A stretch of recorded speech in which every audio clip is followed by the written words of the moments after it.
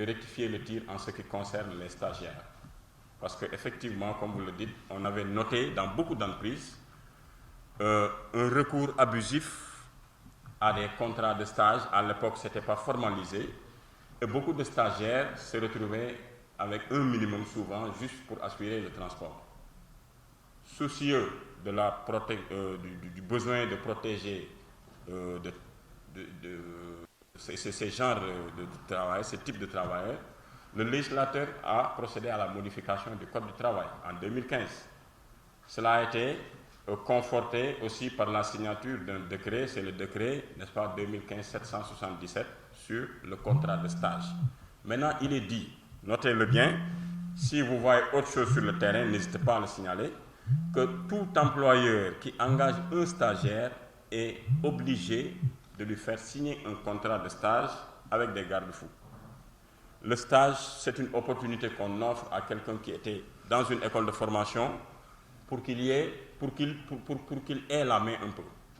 On lui offre une opportunité de pratique pour bien connaître son métier, mais il y a une fenêtre qui est ouverte aussi à ceux qui sont titulaires de diplômes académiques. Ils peuvent être effectivement, au terme de ce décret, être reçus comme stagiaires dans les entreprises. Mais ce qu'on dit, c'est quoi? Quand vous accueillez un stagiaire, par exemple, il est monteur, vous ne devez pas lui donner une allocation inférieure au salaire catégoriel d'un monteur dans la convention, par exemple, des journalistes. Quand vous accueillez un stagiaire qui fait de la comptabilité, il est stagiaire au poste de comptable, vous ne pouvez pas lui donner une allocation inférieure au salaire catégoriel du poste de comptable, ainsi de suite.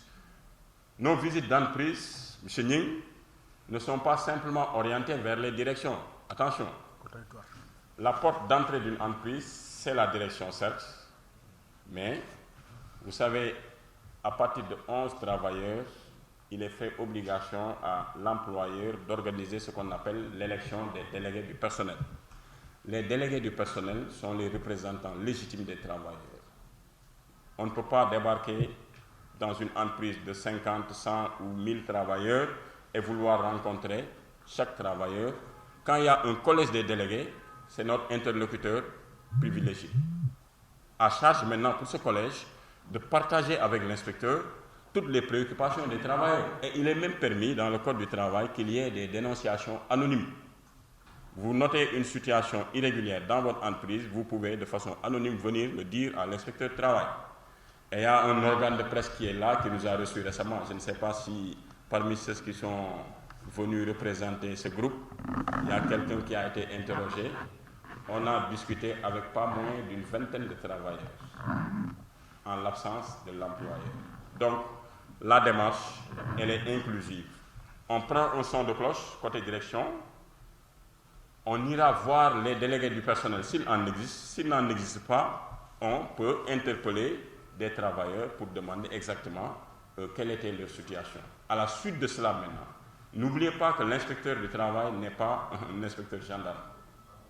Nous procédons par des conseils, lettres d'observation, recommandations. Quand on se heurte à un mur, maintenant on passe à la phase coercitive qui peut commencer par la mise en demeure.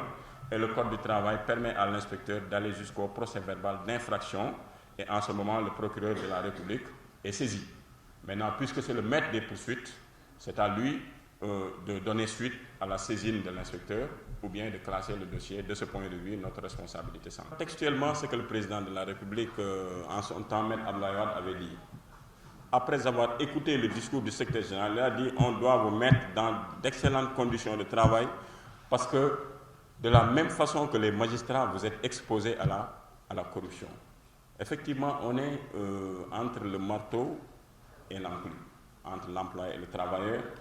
Vous savez, le Code du travail est venu pour peut-être essayer d'équilibrer un peu le rapport de force, l'inspecteur étant entre les deux parties, mais même, je vous rassure, même en l'absence de moyens, en tout cas adéquats, on est quand même formé pour servir de la façon la plus correcte, déontologiquement parlant, et notre syndicat n'acceptera pas qu'un de ses membres trempe dans des histoires de corruption.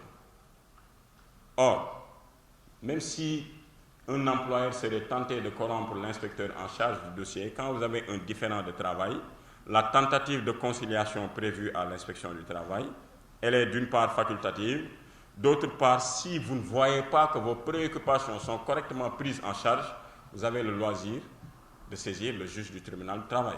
Donc ce n'est pas une procédure qui est circonscrite à l'inspection du travail. Maintenant, corruption, c'est une question de personne. Ici, comme dans d'autres administrations, ceux qui veulent être corrompus, libre à eux de le faire, mais notre syndicat, en tout cas, ne prône pas quand même une démarche d'ailleurs pareille. Maintenant, ne soutiendra pas un de ces agents qui serait trempé dans de tels agissements. Dieu merci, nous touchons du bois, on n'a jamais été saisi de cette question-là dans le cadre de nos activités du syndicat. Donc pour être à l'aise, nous essayons de la meilleure des façons de nous acquitter de nos obligations, tout en dénonçant quand même ce silence ou ces lenteurs du gouvernement, parce que les conditions de vie et de travail doivent être améliorées pour que les agents restent davantage dans le département. Sinon, ils iront voir ailleurs.